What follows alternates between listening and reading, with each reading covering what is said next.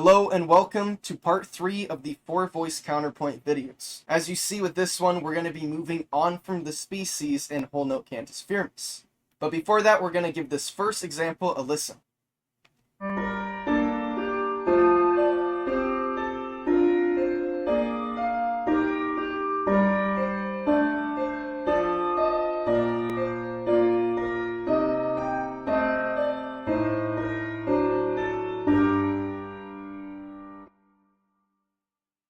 Okay, so now that we listened to that, it's good to know that this was written by Alan Belkin. Make sure to check out his YouTube video and videos. Just like my part 2 on the 4-voice counterpoint videos, the majority of the content in this video is going to be on Alan Belkin's video on 4-voice counterpoint, moving on from species and whole note cantus. I'm going to make sure to put that in the description and also the title of his video. Part 1 in the 4-voice counterpoint series was based on Jacob Grand's video on 4-voice counterpoint. These are really good videos, and I don't only think so if you look at the comments of these videos, people really like them. So with my channel, I want to combine multiple channels of information as well as personal information which I might gather from reading stuff online, reading books, and so on. Species counterpoint is useful pedagogically, but now we're going to be moving on to counterpoint that is closer to actual real compositions. This is where all the voices are going to be moving with their own rhythm. Of course, now with all 4 voices, there might be certain moments where 2 of the instruments, let's say,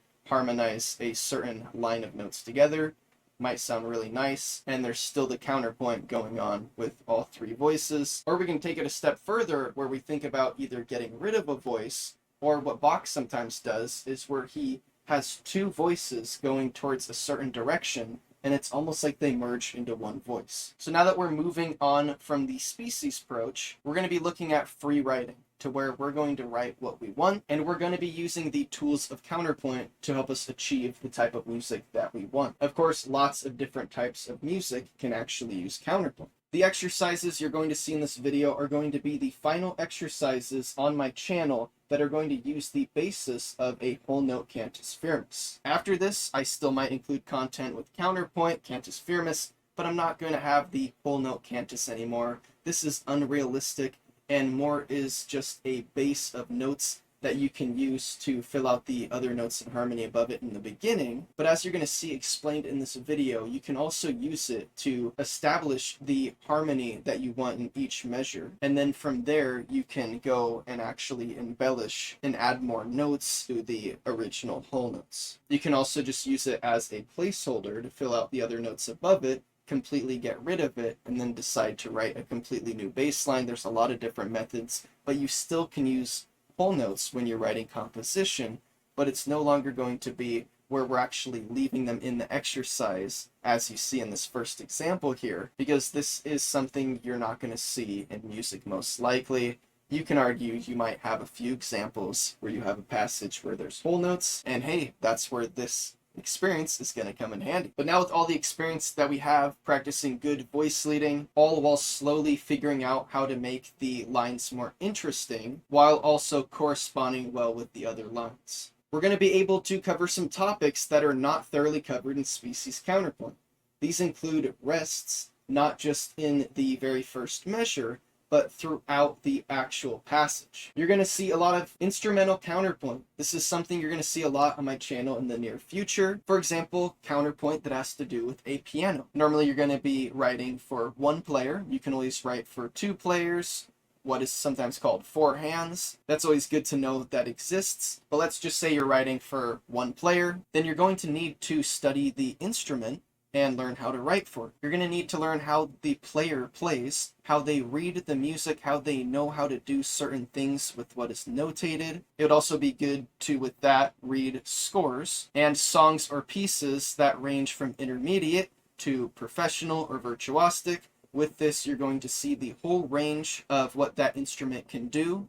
And of course, you're probably not going to write your first piece, hopefully, as a super virtuosic piece that only professionals can play. But when you know the very top professional pieces, let's say for piano, then you're going to know what that instrument can do. And when you compare that to the easier pieces, you're also going to know what makes it easier for a pianist to play. It's also going to help if you have one of those instruments at home, whether it's an expensive version or a cheap version is not the matter here. What really matters is that you're going to be able to have a hands-on experience where you can actually, with your own hands, imagine someone playing what you're writing. And you can actually, for yourself, play what you're writing if you're capable of doing that. A lot of composers recommend and themselves do have multiple instruments. They'll have violins, maybe they'll have the whole brass section, they'll have the whole string section, they'll have the wind section all in their house, and they'll have a bunch of weird instruments as well. This would probably be an older composer that's been doing it their whole life. But with this, when they think about writing a passage for an instrument, not only can they play it themselves, but they could, for example, record one instrument and record another instrument and listen to how those sound together without blindly writing that in a score and then hearing it, for example, heard in real life. Performers are actually playing your piece and then realizing that the timbres of the instrument themselves just do not match up very nicely. And maybe it just doesn't sound how you intended, how you wanted, maybe you think it sounds bad. And there are many stories of composers writing things and then regretting it, or of course just simply making revisions to their piece that they already wrote because they hear it in person and then they fix certain things. Of course, some of the best advice I think I can give you is don't spend too much time perfecting one thing, because it really is not probably going to be perfect. And if you spend too much time on it, it probably won't sound very natural. Some people will only record things up to 3 times because they feel like if they record it more than 3 times, then it doesn't have the natural feeling. These are often people who like to improvise, but I think there's something to this. And I am guilty of spending too much time on one thing and then going back to it and realizing I don't like it at all and completely getting rid of it. And well, that's just a waste of time. Of course, there's also instrumental counterpoint for other instruments. You could even have classical guitar. A lot of composers in the Baroque era have music that is either written for the classical guitar, maybe for the lute, or like for Bach's music, a lot of it is transcribed to be played by the classic guitar. Then you have things like Bach's sonatas and partitas for the violin, Yosavi Sai, I hope I'm pronouncing that correctly, Sonata number 4, and of course Paganini's 24th Caprice. Those pieces can show you what a violin can do. One of which is going to be the instrumental counterpoint, how to make a violin sound like it's not just one violin, even though it's just one person playing a solo. How to make it sound like it's maybe 2 violins at most times, maybe even 3 at some times. This is something you'll see a lot in Bach's writing, and then with the other 2 examples, you're going to see a lot of capabilities of what a virtuosic player can do on a violin, a lot of these special effects, and also passages that would seem near impossible to an intermediate or beginner level player. And of course, violin playing is pretty serious though, and through the ages it just keeps getting more and more competitive, so by now players are really able to do some crazy stuff. So you can think of all the different types of instrumental counterpoint. You can get creative with this. You can think in different settings. Maybe rock and roll music, but you still have counterpoint, or maybe like ELO, electric light orchestra, to where you have rock and roll music, but you have orchestra music in the background, and you can still do things like string quartet or even a really big string section. For examples for this, look at Queen's Who Wants to Live Forever. They have a whole string section, they have a whole choir. It's really awesome. They have Brian May sitting next to all the string players playing a guitar solo, and there's a spotlight on him. It is so cool. For Electric Light Orchestra, look at the El Dorado album. The rumor has it that his dad told him that he makes music that's not very melodic, so he made that album, kind of as like, hey, look what I can do. And I look at that album almost like a modern symphony, a modern rock symphony. It's good to listen to front and back. And I can't think of exact examples, but I know even the Beatles have some songs where they have things like string quartet in the background. I know George Martin helped with writing a lot of these things for orchestra and arranging certain things. George Martin's music is also something that I recommend checking out. Okay, and other than rests and instrumental counterpoint, we're also going to be using motifs, something we tried to stay away from in species counterpoint. These are taking the small individual parts that make up a song or a phrase or a passage, maybe even a lick, and breaking it up into small enough pieces that can be recognizable or sometimes not recognizable, and reusing those, recycling those in the song. Like I said, sometimes it's going to be very obvious. You're going to be using things that are very noticeable. Sometimes you're going to be taking these motifs, these little parts that make up even a lick, and you're going to be taking each individual part and rearranging it, or possibly creating a variation either as a whole or with each individual part creating variations. And with this, the listener is going to hear familiarity. They're going to hear the structure, the sort of blueprint from what was there before, but now you're putting some stuff on top of it. This can be very useful. You can think of these kind of like phonemes in linguistics. We're also going to see the use of modulation. In other words, changing keys. This might be a temporary modulation, or we might just go into another key. We also might not stay there. We can modulate multiple times in a song. There's no limit to how many times we can modulate. This is our own music, and at this point we're going to be writing what we want, but because of the 4-voice counterpoint context, I'm still going to keep it in the context of trying to have the proper voice leading in each 4 of the voices, also being able to have each 4 of the voices be a line of music that can be heard on its own with some amount of interest that isn't completely boring. And then when they're heard together, this helps a lot with it sounding good when it comes all together. You can listen to any part at any time and you can follow that part. You can follow things together. It's always going to sound good.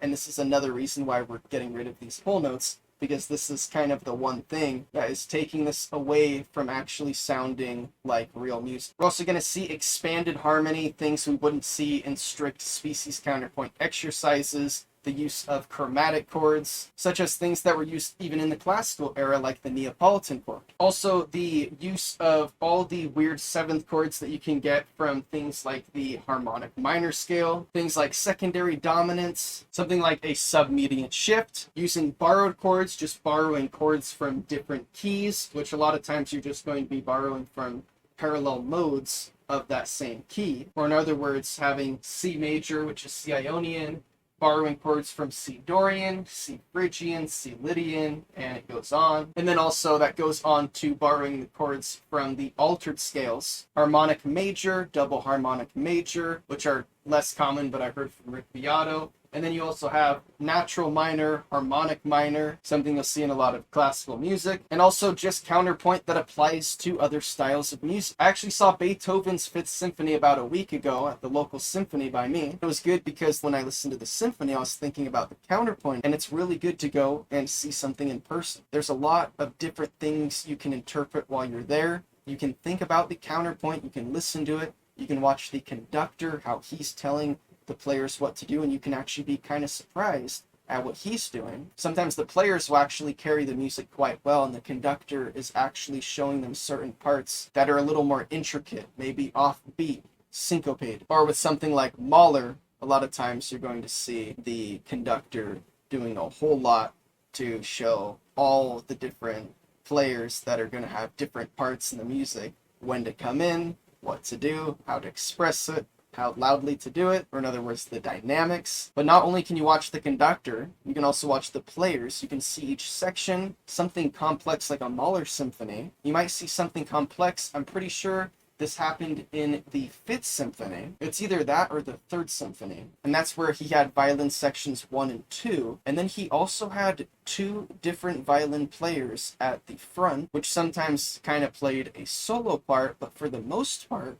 they were just adding complex counterpoint on top and in between everything else that was already happening at the moment. And just witnessing that was profound, and also being able to see the different sections and even the string section, seeing the violins and the cellos and the violas. Maybe they have different parts, and you can see things like bow strokes, where you'll see the players doing bow strokes together at certain times, or maybe even against each other at different times. For example, you'll see the effect sometimes where a section of violins will be holding one note continuously, and it just keeps going, and going. And if you pay attention, what you see is that they're all playing up, down, but at slightly different times, so that it just sounds like one continuous note when you have enough players. So there's a lot of cool things that you can pick up on, especially if you watch channels like Orchestration Online, and then when you go in person, you can actually see these things, connect the dots, and notice things on your own. So now the last thing I want to mention before moving on to the next example is that we're going to be moving on from the whole note cantus here. Right now you can see there's only one voice using whole notes, but it's good to know that you want to slowly get here. So for here in four voices, you want to start off first with 3 voices using whole notes and only 1 voice using the species. This concept started back with the 3 voice counterpoint videos, but then as you move on, you want to start introducing 2 voices using species, and that case you only have 2 voices using whole notes now. And then like the example you see right here right now, we're going to then move on to 3 voices using the species and only 1 voice using whole notes. And then you probably guessed it, from there we move on and we have 4 voices using species and no voices using whole notes, and that's the very last step before moving on from the species approach and just writing your own free counterpoint. The reason why still sticking to using different species is because, one, it's just going to give you a basis of what to write. You're going to have an idea of what to write, and you're just going to need to fill in the notes according to that species. And also, two, is it just gives you good experience. The species do sound good, each one of them on their own, and they do have a certain distinct sound to them. So you can always use this to your advantage when you want to write a passage using a bunch of quarter notes, and you can think of your experience using third species counterpoint, or like we're doing here, involving third species counterpoint around the other species, which is going to just give us more experience with each of those different species that we're writing with. So we're sort of knocking out a bunch of birds with one stone. Here, if we're doing 4 voices with all the species, which does get very complex and difficult, it's going to be more time consuming. In the end, it's going to be knocking out 4 birds with one stone, because we're going to be practicing each of those different species all in one exercise. And this is why it's good to take the baby steps, because when you take baby steps, a lot of times by the time you get to the conclusion, it seems a lot easier than if you jump right into it after you get a little comfy from the very beginning. Okay, moving on to the next page, we see 5th species, which is also called florid counterpoint. This is in 3 voices over a whole note cantus. So we can see the florid counterpoint is a free counterpoint writing style that takes all of the species. And at that point, you're basically doing free writing, because now with all the species, you have whole notes, half notes, quarter notes, you even have dotted quarter notes, dotted half notes, suspensions, and then you have 8th note embellishments. So there's a lot you can already do there.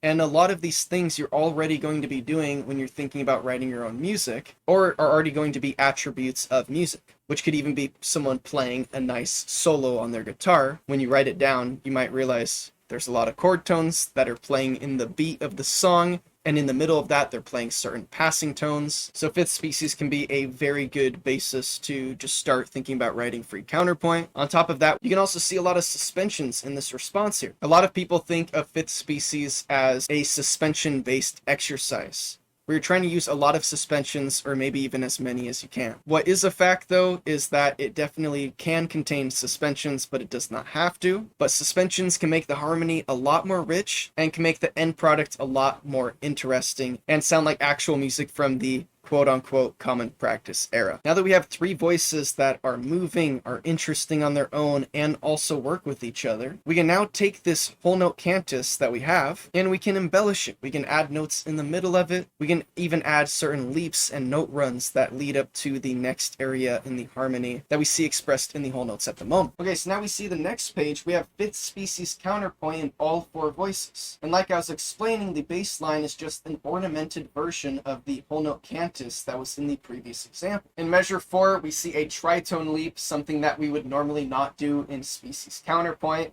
In this example, this is perfectly fine. There's many things that feed into this. First, there are all of the different voices moving pretty quickly. Because of this, you're not going to notice something like this very much, especially with it being in the bass voice. It is the bass support, but we see the other voices are moving a lot more quickly, which is going to distract us from this happening at the moment. If there were less voices, or let's say the other voices were moving slower, and the tritone leap happened in the soprano voice reaching a climax, something that would be very noticeable, well, in that case, that might be something that you don't want. In my earlier videos for the species counterpoint, I taught that as a mistake, so now it can be your choice if that is a mistake or not. You can put it in your music and listen to it, decide for yourself if that's something that you want. But then furthermore, the tritone leap also resolves on the note B in the next measure. We see all the 7th chords in this response are properly resolved and also approached. Since we have more movement, now we no longer have to use 1 chord per measure, and we actually do see a little bit of ambiguity in some of these measures, to where it might look like 1 chord in the beginning and then might express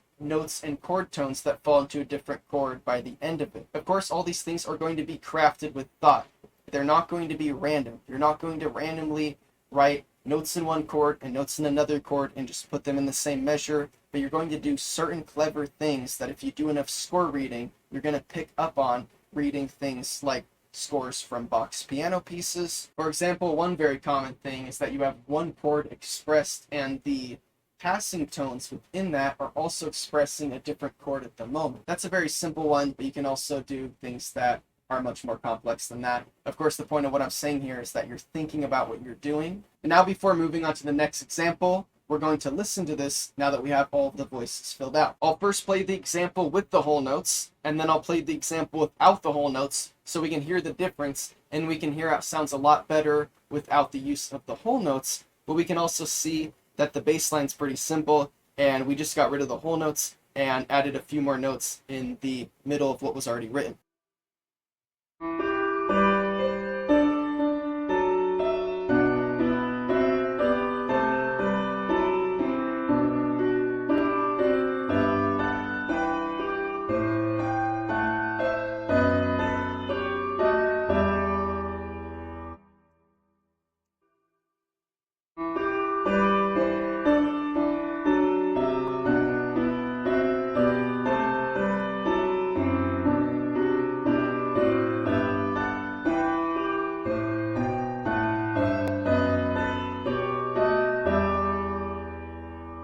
Okay, now we're going to be looking at a cantus that's not using whole notes. Instead, it's florid fifth species, and we see some chromaticism in bars 5 to 6. They're with the E flat, D natural, and C sharp. Now we want to think about a solution to this, and that's what we're going to be looking at next and also listening to. So of course, this is something you can respond to on your own if you'd like to, and I'll leave it as an example in the description. If I don't remember, just leave a comment about it, and I'll add it right away. Okay, now we see the solution, but before giving it a listen, we want to pay attention to certain things.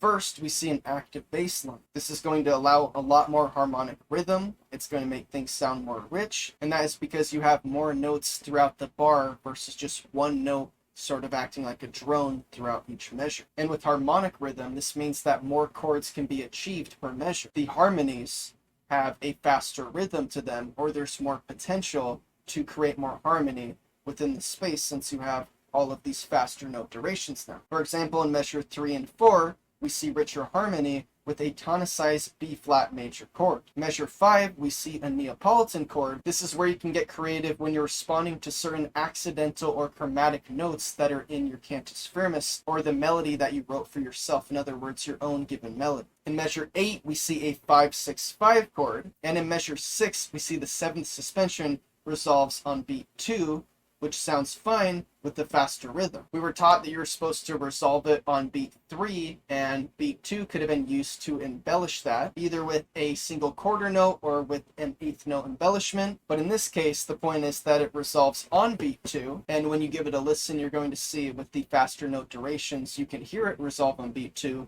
but since everything's moving so fast, it works out just fine. We also see ambiguity, which in turn gives us harmonic richness. Sometimes we'll see multiple chords expressed in one measure, or we'll see multiple inversions of a chord expressed in one measure. As a result, we're just going to have a richer harmony. In measure 6 on beat 3, it might look like a 6-4 chord at the moment, but when we get to beat 4, we can see that it looks like a 6-5 chord of chord 4. Like I was explaining before, now that we have more harmonic rhythm, we have the ability to express more chords, but we don't want to do this randomly. We still want to think about what we're doing, and the more thought that we actually put into this, the more it's going to be like we're slowly crafting a sculpture. Of course, we don't want to spend too much time when we're sculpting our project.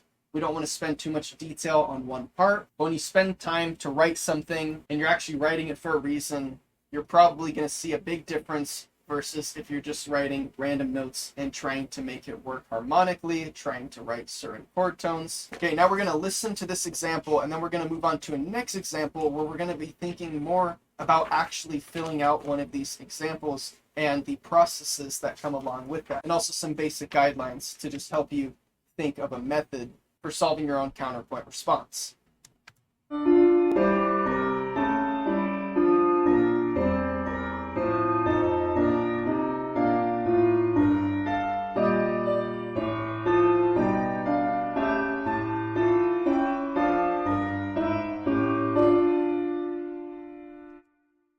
Okay, moving on to the next example. I really liked the playback of that last one. It sort of had a suspense to it, to where it sounded like it was leading up to a moment that was going to resolve, but then it kept leading up suspensefully to the final conclusion to where it does resolve. Again, that was written by Alan Belkin, along with the example that we're going to see right now. This one uses the cantus in the middle line. You see we're not using whole notes anymore, but we're using what could be called florid counterpoint. This is going to be acting as a middle line, as an alto line. Here's a method for solving the exercise. 4 steps you can use in chronological order to help you complete an exercise with a lot more ease, and also with an execution strategy that is going to help you avoid certain pitfalls to where you set yourself up to something that you can't complete right. And these 4 steps include: number 1, write a good cadence. It's going to be no help if you write a really good passage just to realize that you have no possible way of ending it, and then in order to end it properly, you end up changing so many things that it's not what you originally wrote. Okay, so you want to make sure that you have the ending figured out before you start to get too crazy with filling everything else out. Step 2 is create a solution to the modulations.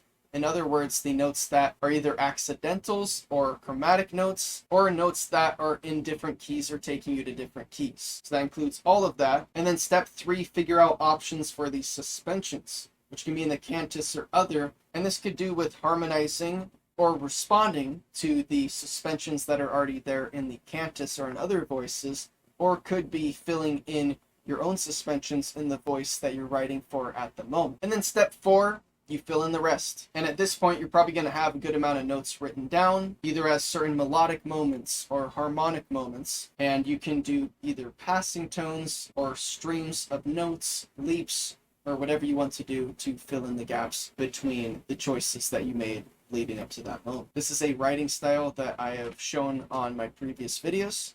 So if you do check out my previous videos, you will see me describing that in a lot more depth, a lot more slowly, actually having a video that is devoted to that topic. Now we're going to look at the next page, and here we see mostly everything's filled out. It's not complete, but we see the main idea. We have the harmony thought about, but we just don't have notes in the middle or other notes in certain voices. The first thing is that it's a good idea to complete the bass line as one of your top priorities from the beginning. Just like completing the cadence or the second to last measure and the last measure, the bass line is very important. And when you have a strategy to complete it from the beginning, then you have a lot more freedom to write the bass line how you want to. And it's very important to not only write a good melodic line, oftentimes in the soprano voice, but also a good bass line to go with that. These can be some of the most important lines to write. The middle lines can give you a lot more support, can give you a lot more of a complex harmony, and might even repeat notes a lot more because of the fact that they are a lot of times helping to support the other 2 voices of the bass and the soprano. But that's a little too simple. They do a lot more than that. The whole idea is that when you have less notes written, you have more freedom to write what you want to write. So when you write your given melody as the first thing, there's nothing that tells you that you can't write certain notes, you can't leap to certain things, because there's nothing else below it that's contradicting. You're not harmonizing with anything. You're not making any parallel octaves. This is when I'm saying there's no notes and you're writing one line of music and that is your given melody. A lot of times people think of writing a good bass line, writing a melody over that, but a lot of times, more realistically, you want to think about writing a good melody and then having a bass line that works with that. So just food for thought there. That's why it's good to actually complete it in the beginning, because if you decide to complete your bass line at the very end once everything's already filled in, now you have 3 voices that are all steering the result in a different way, allowing you to not write certain notes for certain reasons and making it so that you have to do certain notes if you want to write a note, and in the end it can just be a bass line that you don't like the result of. Of course, the bass line is the foundation of the harmony, and one good tip that when you're writing any of these lines is that pay attention to the other voices. When you see a note that's going to be outside of the key, then don't use that note that is about to be altered. For example, if you're on beat 1 of a measure and you see on beat 3 there's a C sharp, well then you probably don't want to use the note C with the dotted half note at least, because that's going to be holding out the note C while you reach the note C sharp. So just pay attention to those notes that are going to be changing. And the worst thing you can do is have 2 different versions of a note play at the same time in different octaves. So for example, in octave 5, you have a C sharp playing, and in octave 3, you have a C natural playing. This can make a very harsh and unwanted sound. It might be used as a sound effect. You might use this on purpose, but just know it has a sound that can be very unwanted. But then on the contrary, sometimes when you have notes that are clustered together and maybe even a half step away using notes outside of the key, a chromatic cluster, for example, this is something that some composers or songwriters might actually want to use, and you're going to see that a lot more commonly than what I explained before with the different octaves. So note clusters are a whole different topic, but I thought I'd at least throw in where having different versions of a notes played at the same time might actually be used. Remember that suspensions are good, and you should strive for lots of them to make your harmony richer. Also, add notes in order to embellish and ornament these suspension resolutions. Again, this can be simple quarter notes, and you can also use those eighth note embellishments for the suspensions, and also other things like filling in the gap of a fourth interval using 2/8 notes. Now this isn't complete, so we're going to move on to the next example, and we're going to see the complete version. We can see everything's filled in here. We can notice some things right off the bat, and this will be apparent when we listen to the playback. First, we're going to hear a clear harmony. Like I was saying, things aren't random. Certain measures might have ambiguity of the chord at the moment, but things are executed in a thoughtful manner, and you can tell that when you listen to it. We also notice that there's a good bass line, and you're going to be able to hear this while you're listening back. Next, suspensions can be used to make the texture more rich. So the combination of that good bass line and suspensions is doing us a lot of help harmoniously. And then also, when two or more voices are moving together, it's good to make rich harmonic choices to make a rich sound. One thing is that you can have two of the different voices moving together to reach a certain point, and with those two voices, you can add passing tones. While those passing tones harmonize with each other, they can create a different chord, or could even just add more color to the chord that you're choosing at the moment. In measure 6, we see a voice crossing in the alto and tenor. This is just fine. We see 7th chords and 7th intervals. These are resolved as expected. The tenor would be just fine with a half note of G on beat 3, but with that leap of C, it improves that line. Okay, now that we took a good look at this and we know some things to pay attention to, let's listen to a playback.